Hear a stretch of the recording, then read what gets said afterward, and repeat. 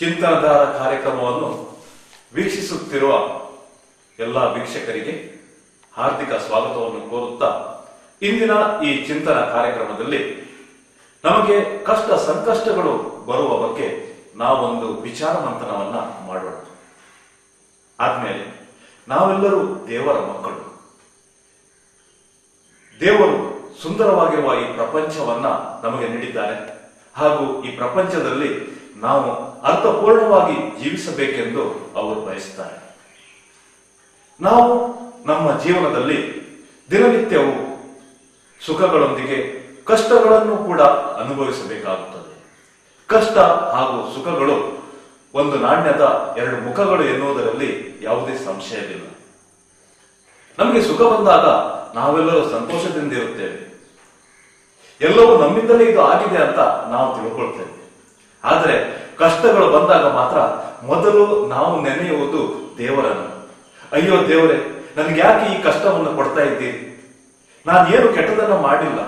ಎಷ್ಟೋ ಜನರು ಕೆಟ್ಟದಾಗಿ ಜೀವಿಸ್ತಾ ಇದ್ದಾರೆ, ಆದ್ರೆ ಅವರು ತುಂಬಾ ಸುಖವಾಗಿದ್ದಾರೆ. ಆದ್ರೆ ನನಗೆ ಯಾಕೆ ಈ ಕಷ್ಟಗಳನ್ನ ನೀವು ಕೊಡ್ತಾ ಇದ್ದೀರಿ?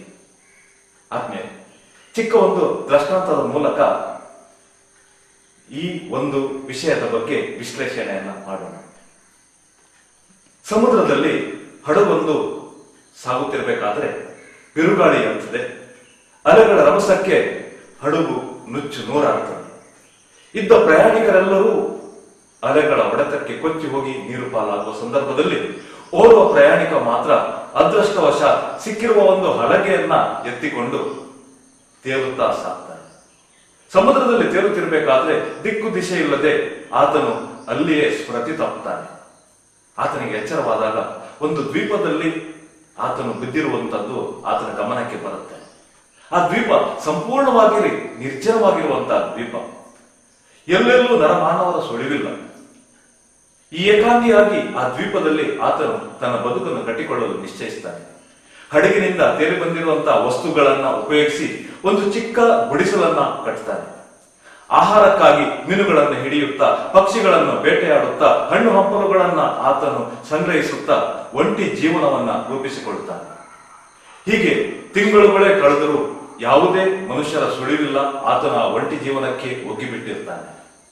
ಒಂದು ದಿನ ಆತನ ಹಕ್ಕಿಗಳನ್ನು ಬೇಟೆಯಾಡಲು ಸ್ವಲ್ಪ ದೂರಕ್ಕೆ ಹೋಗಿ ಪುನಃ ವಾಪಸ್ ಬರುವಾಗ ಆತನ ಗುಡಿಸಲಿನ ದೃಶ್ಯವನ್ನು ನೋಡಿ ಆತನು ಅಲ್ಲೇ ಕುಸಿದು ಬೀಳ್ತಾನೆ. ಹೌದು, ಕಷ್ಟದಿಂದ ಆತನು ಕಟ್ಟಿರುವಂತಹ ಗುಡಿಸಲು ಬೆಂಕಿಗೆ ಆಹುತಿಯಾಗಿ ದಗದಗನೆ ಉರಿಯುತ್ತಿತ್ತು. ಅಯ್ಯೋ ದೇವ, ಎಷ್ಟು ಕಷ್ಟಪಟ್ಟು ನಾನು ಈ ಗುಡಿಸಲನ್ನು ಕಟ್ಟಿಕೊಂಡೆ, ಎಷ್ಟು ಕಷ್ಟಪಟ್ಟು ಇಲ್ಲಿ ಒಂಟಿ ಜೀವನವನ್ನ ನಾನು ರೂಢಿಸಿಕೊಂಡೆ. ಆದರೆ ನಾನು ಜೀವಿಸ್ತಾ ಇರಬೇಕು ಅಂತ ಹೇಳುವಂತ ಹಂಬಲದ ಬಯಕೆ ನನ್ನಲ್ಲಿ ಹುಟ್ಟುತ್ತಾ ಇರುವಂತಹ ಈ ಸಂದರ್ಭದಲ್ಲಿ ಯಾಕೆ ಈ ರೀತಿ ನನ್ನ ಬಾಳಿಗೆ ಬೆಂಕಿ ಇಟ್ಟೆ? ನನ್ನ ಗುಡಿಸಲು ಸುಟ್ಟು ಹೋಯಿತು. ನಾನಿನ್ನು ಯಾವ ರೀತಿಯಲ್ಲಿ ಬದುಕಲಿ ಎಂದು ಗೋಳಾಡುತ್ತಾ ಚೀರಾಡುತ್ತಾ ಎದೆ ಹೊಡೆದುಕೊಂಡು ಅಲ್ಲಿಯೇ ಆತನು ಕುಸಿದು ಬಿದ್ದು ಪ್ರಜ್ಞೆ ತಪ್ತಾನೆ. ಆತನಿಗೆ ಪ್ರಜ್ಞೆ ಬಂದಾಗ ಆತನ ಸುತ್ತಲೂ ಹಲವಾರು ಜನರ ಒಂದು ತಂಡ ಆತನನ್ನು ಸುತ್ತುವರಿದಿರುವಂತದ್ದು ಕಂಡು ಬರುತ್ತದೆ. ಇದು ಕನಸೋ ನನಸೋ ಎಂದು ಆತನು ಕಣ್ಣುಗಳನ್ನ ಉಜ್ಜಿಕೊಳ್ಳುವ ಸಂದರ್ಭದಲ್ಲಿ ಓರ್ವ ವ್ಯಕ್ತಿ ಮುಂದೆ ಬಂದು ಹೇಳ್ತಾನೆ, ನಾನು ಹಡಗಿನ ಕಪ್ತಾನ. ನಮ್ಮ ಹಡಗು ಸಮುದ್ರದಲ್ಲಿ ಸಾಗುತ್ತಿರುವಂತಹ ಸಂದರ್ಭದಲ್ಲಿ ಒಂದು ಹೊಗೆ ಏಳುವಂತಹದ್ದು ನಮಗೆ ಕಂಡು ಬಂತು. ಇಲ್ಲೆಲ್ಲೋ ಏನೋ ಒಂದು ಘಟನೆ ಸಂಭವಿಸ್ತಾ ಇದೆ ಎಂದು ನಾವು ಇಲ್ಲಿಗೆ ಬಂದಾಗ ಎದ್ದಿರುವ ಹೊಗೆಯ ಆ ಗುಡಿಸಲಿನ ಭಸ್ಮದ ಪಕ್ಕದಲ್ಲಿ ನೀನು ಬಿದ್ದಿರುವಂತಹದ್ದು ನಮಗೆ ಕಂಡು ಬಂತು.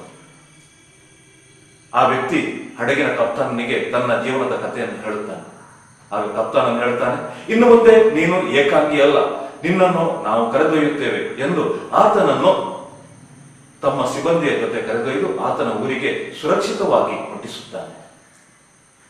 ಆದ್ಮೇಲೆ ನಮ್ಮ ಜೀವನದಲ್ಲಿಯೂ ಕೂಡ ಇದೇ ರೀತಿ ಕಷ್ಟ ಸಂಕಷ್ಟಗಳು ಬಂದಾಗ ದೇವರೇ ಯಾಕೆ ನಮಗೆ ಈ ಕಷ್ಟ ಸಂಕಷ್ಟಗಳನ್ನು ನೀಡುತ್ತಿ ಎಂದು ನಾವು ದೇವರಿಗೆ ಗೊಣಗಾಡುತ್ತೇವೆ.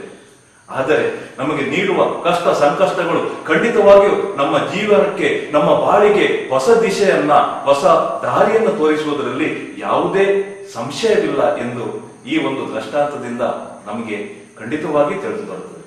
ಹಾಗಾದ್ರೆ ನಮಗೆ ಕಷ್ಟಗಳು ಬಂದಾಗ ನಾವು ಆ ಎಲ್ಲ ಕಷ್ಟಗಳನ್ನ ಪ್ರಭು ಯೇಸು ಸ್ವಾಮಿಯ ಪದಗಳಿಗೆ ನಾವು ಅರ್ಪಿಸೋಣ ಹಾಗೂ ತೇನ ವಿನ ತೃಣಮತಿ ನ ಚಲತಿ, ನಿನ್ನ ಇಚ್ಛೆಯೇ ನನ್ನ ಇಚ್ಛೆ ಆಗಲಿ ಎಂದು ಹೇಳಿ ನಮ್ಮ ಜೀವನವನ್ನ ಆತನ ಸೇವೆಗೆ ಖಂಡಿತವಾಗಿಯೂ ನಾವು ಅರ್ಪಿಸಿದಲ್ಲಿ ನಮ್ಮ ಜೀವನವು ಅರ್ಥಪೂರ್ಣವಾಗುವುದರಲ್ಲಿ ಯಾವುದೇ ಸಂಶಯವಿಲ್ಲ.